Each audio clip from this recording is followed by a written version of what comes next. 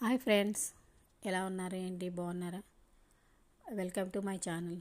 Today I'm making tuna fish. డబ్బాలో ఉంటుంది, so చాలా టేస్టీగా ఉంటుంది.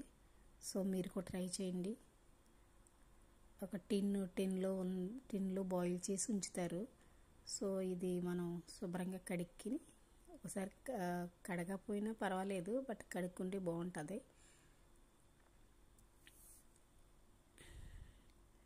కడిగి వాటర్ అంతా పోయే వరకు ఉంచి ఇలా డ్రైగా చేసుకుని ఇప్పుడు ప్యాన్ పెట్టి ప్యాన్లో ఆయిల్ వేసాను, కొబ్బరి నూనె.